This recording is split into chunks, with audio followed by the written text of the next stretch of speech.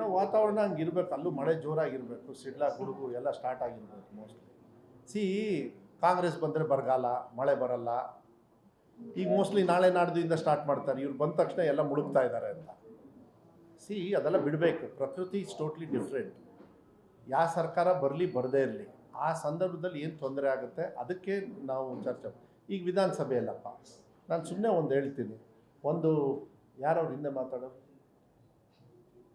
Last day ಒಂದು ನಿರ್ಣಯ, ಸನ್ಮಾನ್ಯ ಫಾರೆಸ್ಟ್ ಮಿನಿಸ್ಟ್ರು ಒಂದು ರೆಸೊಲ್ಯೂಷನ್ ಪಾಸ್ ಮಾಡಿದರು ಈ ಫಾರೆಸ್ಟ್ ಜಮೀನಲ್ಲಿ. ಯಾಕೆಂದರೆ ಅದು ನಮ್ಮ ಹೋರಾಟ, ಮಲ್ನಾಡಿನ ಜನಾಕ್ರೋಶ ಅಂತ ಹೇಳಿ ಮಾಡಿ ನಾನು 1 ವರ್ಷದಿಂದ ಫಾಲೋಅಪ್ ಮಾಡ್ತಾ ಇದ್ದೆ. ಮಾನ್ಯ ಮುಖ್ಯಮಂತ್ರಿಗಳು, ಉಪಮುಖ್ಯಮಂತ್ರಿಗಳು ಶಿವಮೊಗ್ಗಕ್ಕೆ ಬಂದುಬಿಟ್ಟು ಇಬ್ಬರು ಥಮ್ಸಪ್ ಹೇಳಿದರು, ನಮ್ಮ ಮಲೆನಾಡು ಭಾಗದ ಏನೇನು ಸಮಸ್ಯೆಗಳಿದೆ ಅದಕ್ಕೆ ಸ್ಪಂದಿಸ್ತೀವಿ ಅಂತೇಳಿ. ನಾವು ಅದು ಪಾದಯಾತ್ರೆ ಮಾಡಿದ್ವಿ.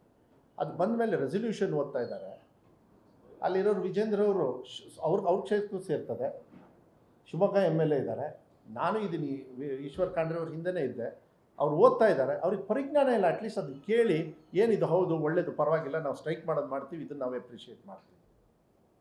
ನಾನು ಅಪ್ಪರ್ ಹೌಸಲ್ಲಿ ಭಾಷಣ ಒಂದು 20 ನಿಮಿಷ ಬಂದ. ಯೂಶಲಿ ಮಾತಾಡೋದು ಕಮ್ಮಿ. ಮೊನ್ನೆ ಮಾತಾಡಿದಾಗ ವಿರೋಧ ಪಕ್ಷದವರೆಲ್ಲ ನೀವು ಇದು ಮಾಡಿದ್ದೀರಾ, very good. 3 exam they said very good ಹೇಳಿದರು, ವೆರಿ ಗುಡ್ ಅಂದರು.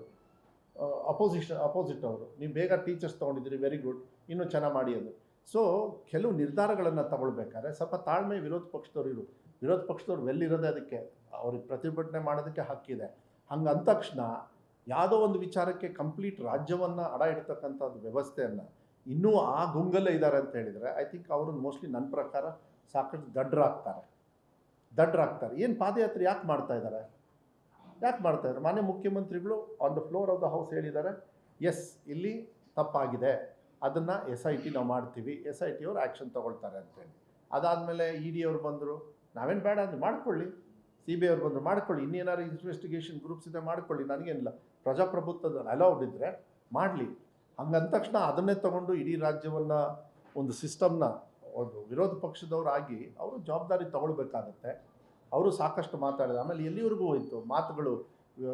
ನಮಗೂ ಕೆಲಸದಿ ಬೇಜಾರಾಗ್ಬಿಡುತ್ತೆ ವಿಧಾನಸಭೆಯಲ್ಲಿ ಕೈ ಹೀಗೆಲ್ಲ ತೋರಿಸಿ ಮಾಡೋದು, ಇದೆಲ್ಲ ಐ ಥಿಂಕ್ ನಾಟ್ ನೆಸೆಸರಿ ಅನಿಸುತ್ತೆ. ಅವ್ರು ಹೇಳಿದಾಗ ನಮ್ಮವರು ಮಾಡೋದು ಇದೆಲ್ಲ ನಿಲ್ಲಬೇಕಾಗತ್ತೆ. ಬಟ್ ಪಾದಯಾತ್ರೆ ಮಾಡೋದು ಅವ್ರ ವರ್ಕನ್ನು ನಾವು ಏನು ಹೇಳೋದಿಲ್ಲ. ಆದರೆ ಒಂದು, ಈ ರಾಜ್ಯದ ಜನರಿಗೆ ಸರ್ಕಾರ ನಮ್ಮ ಜವಾಬ್ದಾರಿ ಏನಿದೆ, ಮಾನ್ಯ ಮುಖ್ಯಮಂತ್ರಿಗಳು ಸಿದ್ದರಾಮಯ್ಯವರು ಮತ್ತು ಉಪಮುಖ್ಯಮಂತ್ರಿಗಳು DK ಶಿವಕುಮಾರ್ ಅವರ ಒಂದು ನೇತೃತ್ವದಲ್ಲಿ ಒಳ್ಳೆ ರೀತಿಯಲ್ಲಿ ನಮ್ಮ ಕೆಲಸವನ್ನು ನಾವು ಮಾಡ್ಕೊಂಡು ಹೋಗ್ತೀವಿ. ಯಾಕೆಂದರೆ ನಮಗೆ 137ನ ಕೊಟ್ಟು ನಮಗೆ ಅಧಿಕಾರವನ್ನು ಕೊಟ್ಟಿದ್ದಾರೆ. ಯಾವುದೇ ವಿಶ್ಲೇಷಣೆ ಮಾಡೋಕ್ಕೆ ಹೋಗಬೇಡಿ. ಸರ್ಕಾರ ಸುಭದ್ರತೆಯಾಗಿ 5 ವರ್ಷ ನಮ್ಮ ಡ್ಯೂಟಿ ಏನಿದೆ ಅದು ನಾವು ಮುಗಿಸ್ತೀವಿ. ನಾನು ಇದ್ರ ಬಗ್ಗೆ ನಾನು ಹೆಚ್ಚು ಹೇಳೋದಕ್ಕೆ ಹೋಗೋದು. ರಾಜ್ಯಪಾಲರು ಇದನ್ನ ಸ್ಯಾಂಕ್ಷನ್ ಕೇಳಿದ್ರು, ನನಗೆ ಗೊತ್ತಿಲ್ಲ ಅದು. ನನಗೆ ಈಗ ಮಾಧ್ಯಮದವ್ರು ನಿಮ್ಮ ಸ್ನೇಹಿತರೆ ನನಗೆ ಕೇಳಿದ್ರು, ನಾನು ಹೇಳಿದೆ ಮಾಧ್ಯಮ ಗೊತ್ತಿಲ್ಲ ನನಗೆ. ರೂಲ್ಸ್ ಪ್ರಕಾರ ಅದು ಏನು ಬರುತ್ತೋ ಅವ್ರಿಗೆ ಬಿಟ್ಟಿದ್ದೆ. ನನಗೆ ರಾಜ್ಯಪಾಲರ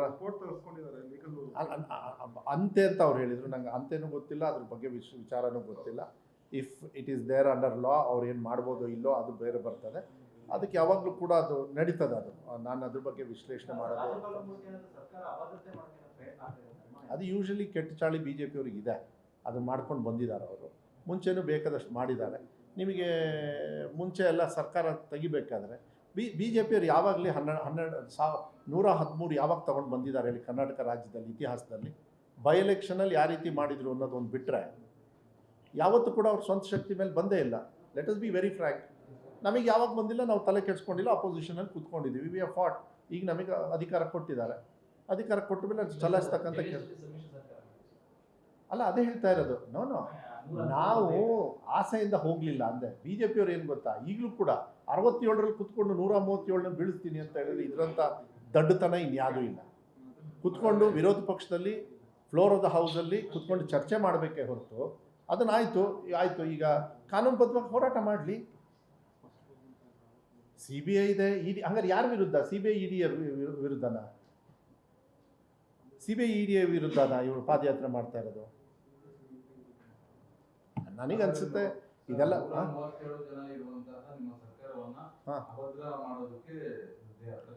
ಏನು ತಿಪ್ಪರಲ್ಲ ಹೊಡೆದ್ರೂ ಆಗಲ್ಲ ತಗೊಳ್ಳಿ. ಏನಾದ್ರು ಮನ್ಸು ಮಾಡಿದರೆ ಬೇರೆ ಥರ ಆಗುತ್ತೆ ಹೊರತು ಆ 137 ಜಾಸ್ತಿ ಆಗುತ್ತೆ ಹೊರತು ಕಮ್ಮಿ ಅಂತೂ ಆಗಲ್ಲ. ಐ ಆಮ್ ಸೋ ಸಾರಿ ನಾವು ನಮ್ಮನೆ ವಿಚಾರನ ಮಾತಾಡ್ತೀವಿ ಹೊರತು ವಿರೋಧ ಪಕ್ಷದವರಿಗೆ ನಿಮ್ಮ ಕೆಲಸ ಗೌರವದಿಂದ ಮಾನ ಮರ್ಯಾದೆ ಗೌರವದಿಂದ ಮಾಡಿ ಅಂತ ಹೇಳಿ ಹೇಳ್ಬೋದೇ ಹೊರತು ನಿಮ್ಮ ಮನೇಲಿ ಏನಾಗುತ್ತೆ ಅಂತೇಳಿ ನಾನು ಯಾಕೆ ಹೊಡಿಬೇಕು. ನಿಮಿಷ ಇನ್ವೆಸ್ಟಿಗೇಷನ್ ಮಾಡಿ ನಾವು ಬೇಡ ಅಂತ ಹೇಳ್ತಾ ಇಲ್ಲ. ಅದಕ್ಕೆಲ್ಲ ಯೂನಿಟ್ಸ್ ಇದೆ. 1 2 10 ಹಗಣ ಆದ್ರೂ ಕೂಡ ಸರ್ಕಾರದ ರೆಸ್ಪಾನ್ಸಿಬಿಲಿಟಿ. ನಾವೇನು ಕಾನೂನುಬದ್ಧವಾಗಿ ಅದ್ರ ವಿರುದ್ಧವಾಗಿ ನಾವು ಕಾನೂನನ್ನು ಹೆಂಗೆ ತೊಗೊಳ್ಬೇಕೋ ನಾವು ತೊಗೊಳ್ತೀವಿ. ಅದು ಬೇರೆ ಪ್ರಶ್ನೆ ಇಲ್ಲ. ಹಂಗೆ ಅಂದ ತಕ್ಷಣ ಇಡೀ ರಾಜ್ಯ ಸರ್ಕಾರದ ಎಲ್ಲ ಭ್ರಷ್ಟಾಚಾರದಲ್ಲಿ ಇದೆ ಅಂದ್ಬಿಟ್ಟು ಅದು ಹೆಂಗಾಗುತ್ತೆ?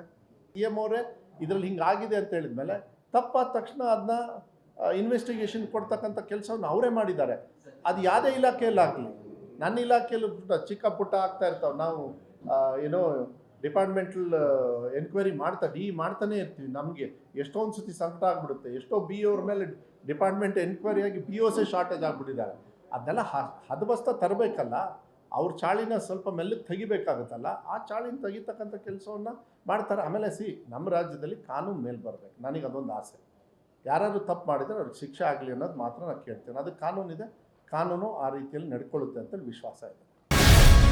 ಗ್ಯಾರಂಟಿ ನ್ಯೂಸ್, ಸುದ್ದಿ ಖಚಿತ, ನ್ಯಾಯ ನಿಶ್ಚಿತ.